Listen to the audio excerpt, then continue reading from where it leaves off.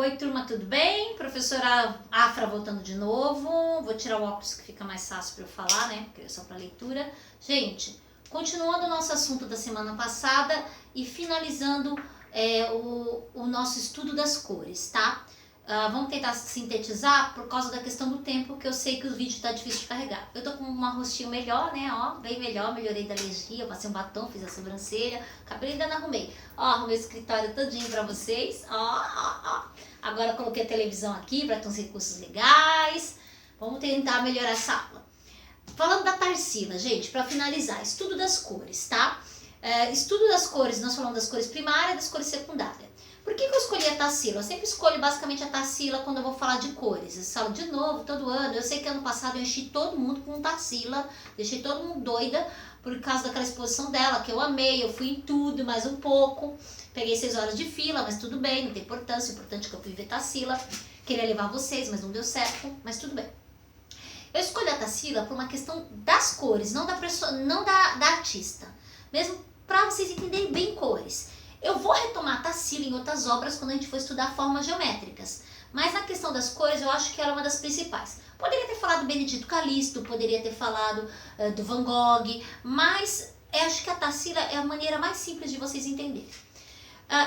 Eu escolhi 3 obras que eu coloquei para vocês. Operários, né, para falar das cores primárias, o Abapuru para falar das secundárias, e essa semana para vocês fazerem um trabalho, um desenho livre de vocês, né, da criação de vocês, inspirado no Sol Poente. Tá, para quem não lembra, eu vou relembrar. Quem foi Tarsila do Amaral? Tarsila Guiar do Amaral. Ela era do interior de São Paulo, gente. Então vamos tentar entender essa lógica. Essa mulher é paulista, tá? Não vou querer discutir aqui preconceito, raça, mas isso é importante entender. Porque eu gosto de falar de todos os artistas nacionais. Eu gosto muito de falar regionais, gente do Nordeste. Eu gosto muito de citar isso. Esse ano eu estou estudando o pessoal do Norte do Brasil, vai trazer para vocês. Pra gente entender, a gente precisa entender da onde é a pessoa, para entender a configuração social e política que estava inserida. Não é questão de falar de política, mas entender qual é a cultural que formou esse artista.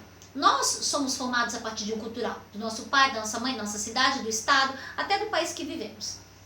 Anterior a essas 3 obras, eu queria falar sobre a Negra. Eu estou aqui com um livro de referência que eu adoro, que foi o catálogo da exposição. A Negra, de Tarsila, que eu falei ano passado para vocês, ela foi pintada em 1923. A Tarsila era considerada uma vanguardista. O que é vanguardista, galera? Queria dizer que ela estava na vanguarda, ela era à frente do seu tempo. Ela pensava as coisas antes. É tipo essa doida da professora de vocês, sabe? Tipo assim, estava começando alguma coisa, ela já estava antenada e já estava engajada em tudo. A Negra da Tarsila é uma representação disso. Mostra uma Tarsila vanguardista. Apesar de a Negra ser um tema que não era da vanguarda, ser um tema retrógrado, que falava muito dessa questão da escravidão, da relação trabalho negro-escravo, mas as formas que ela usou, a forma mesmo, o desenho como ela fez, já era entrando no seu estágio antropofágico, tá? Já explico o antropofágico. Por quê? A Tarsila era paulista, tá? Do interior de São Paulo, branca, todo mundo sabe. Seus avós eram fazendeiros riquíssimos que deixaram várias terras para os seus pais, então ela basicamente não teve a vida que eu e você tivemos. Ela foi estudar na Europa, ela tinha uma boa vida, ela tinha uma referência. Então ela tinha tudo para seguir aquele ideal que vinha lá do tempo dos avós delas. Os seus avós eram fazendeiros e era de uma geração onde a sociedade, os fazendeiros, os donos do poder naquela época, acreditavam que eles eram escravocratas. Professor, o que é escravocrata? Gente, a pessoa não era só escravista, eles não só tinham negros escravos, porque eu tô falando isso antes da abolição, tá? Lá do meio de 1800. A abolição, para quem não lembra, aconteceu em 1888. O escravocrata era aqueles senhores de poder que acreditavam que a sociedade só funcionava a partir do trabalho escravo. Então, vai além de eu ter um escravo por ter um escravo. Eles acreditavam nisso. Não tem a democracia ou democrata, não tem o sistema monarco que acredita ter um rei como seu soberano para governar. o democrata, a democracia, né, acredita num representante vindo do povo. O escravocrata acredita o seguinte, que a sociedade só funciona a partir de uma elite comandando a partir do trabalho escravo de outra. E não importa isso, qual seja, porque isso vai ter em outras histórias, em outras fases da humanidade também, acreditar que só funciona assim. Os egípcios já escravizavam e acreditavam que era só assim que a sociedade funcionava. Então isso, em 1800, no tempo dos avós da Tarsila, e os pais dela também pegaram isso era muito sério, porque era toda uma sociedade onde pessoas do poder acreditavam que essas pessoas, os negros, só tinham esse local, nessa representação, para ser escravo, para servir. Não teria outra representação. A Tarsila, ela nasce no final de 1800, gente. Então ela já vem com um novo pensamento, ela é uma jovem, ela vai estudar fora do Brasil. O Brasil foi o último país a acabar com a escravidão. Para pensar, esse mundão de Deus, a escravidão negra foi o último, porque a escravidão tem até hoje, a gente sabe, eu sempre falo isso. Tem vários sistemas escravos por aí, mas a escravidão negra foi o Brasil o último. Então, ela fez a fora do país, ela veio cheia de ideias. Ela falava assim, não, isso não tá certo, isso não pode funcionar assim. Porém, ela já tinha aquele berço cultural da família dela, não adianta ninguém dizer, ela tinha um berço cultural. Ela convivia com as amas de leite, né, da fazenda, ela convivia com as pessoas que trabalhavam na fazenda. Então a representação da negra de Tarsila, ela tem uma forma futura, né, da vanguarda dela, do que seria já um movimento antropofágico, porém ainda está presa naquela relação de passado. Ela tenta mostrar essa relação de passado. Então tem uma série de polêmicas que não vamos entrar aqui, que o foco não é negra. Muito bem, por que isso? Porque aí, depois, ela vai trabalhar o que seria o Abapuru. O Abapuru não, foi o quadro que ela realmente usou para dizer assim, agora estou iniciando a minha fase antropofágica. Antropofágica, ela foi buscar lá no dicionário Tupi, Guarani, tá bom? Por quê? Porque ela queria uma representação do que seria esse novo conceito de Tarsila. Ela, deixa eu ver se foi no dicionário Tupi Guarani, isso mesmo. Então assim, o homem que come, antropofagia. Ela quis dar esse nome para o Abapuru, para mostrar que ela estava iniciando uma nova forma, uma nova linguagem dentro das suas, do seu contexto de obra geral das suas pinturas. Mas se você perceber, o movimento das formas do Abapuru é já a referência que ela começou lá da negra. As formas arredondadas, algumas partes do desenho do corpo exagerados, grandes, né? O uso da cor. Então isso tudo é um processo. Então ela começa lá em 1923, né? E só vai com a Abapuru melhorar isso em 1928. Então você vê que é uma jornada de anos, de estudos. E aí vem várias outras obras aqui no meio que eu não quero citar agora. Então, o Abapuru é essa ruptura que ela fala. Ela começa a ser um novo movimento dela. O antropofagismo foi muito importante no país pra gente. Por quê? Porque todos os artistas envolvidos no antropofagismo, eles diziam isso. Vamos abandonar... o que eles diziam? O que era antropofagismo? Seria o canibalismo? Não, não é o canibalismo de um morder o outro. Não, mas eles diziam assim... Vamos deixar o que é da Europa para lá. Vamos comer a nossa arte, vamos mastigar a nossa cultura, vamos digerir, sabe? Experimentar a nossa cultura todinha e pôr ela para fora, né? Porque antropofagismo seria o canibalismo, né?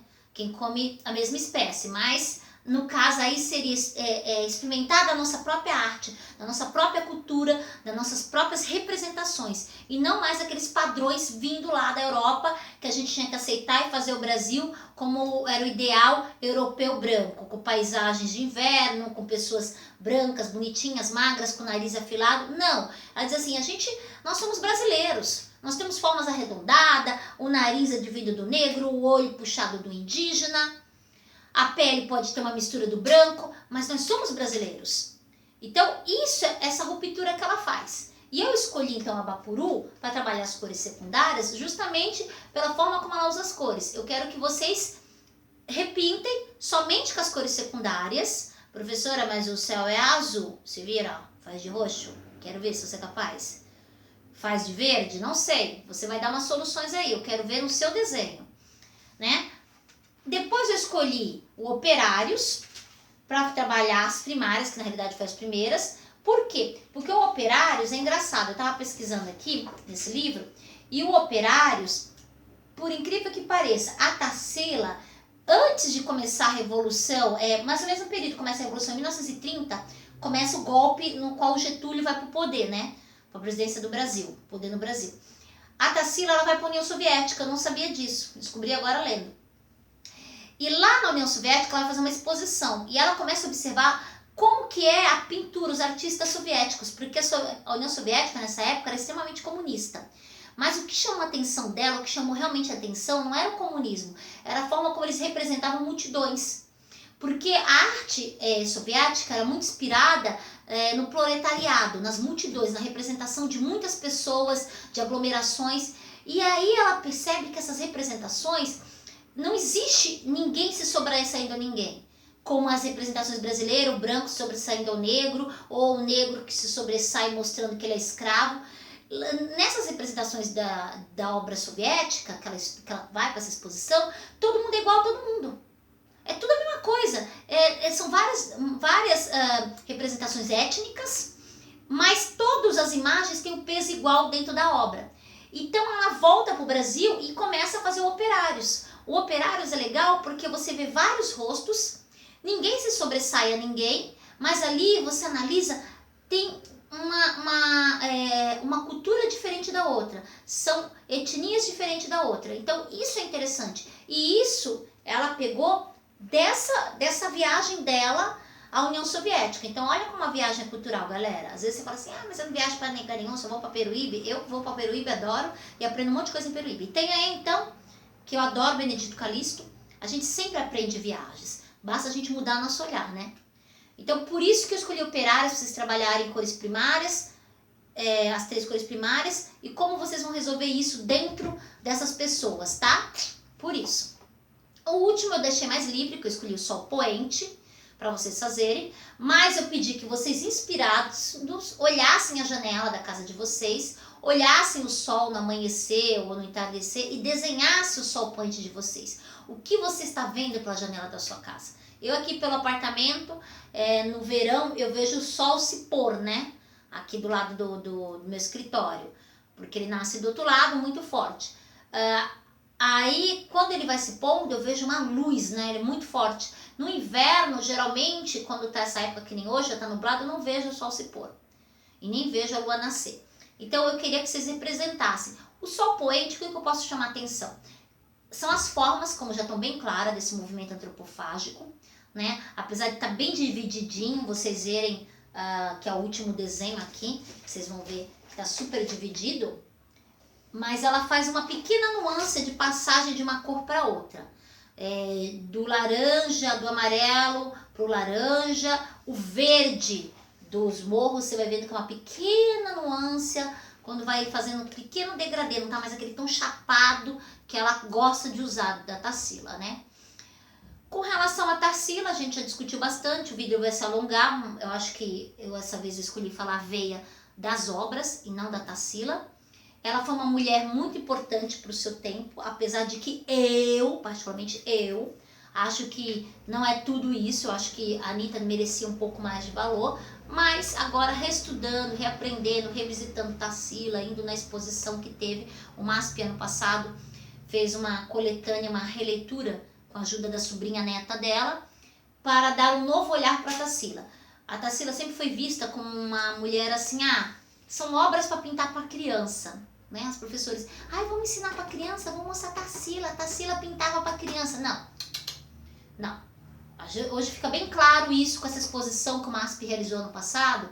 Tarsila precisa ser revisitada, precisa ser reestudada. Tarsila não pintava só para criança. Tarsila foi uma mulher polêmica, foi uma mulher politizada. Todas as obras dela têm um contexto político muito grande atrás, um contexto social muito grande.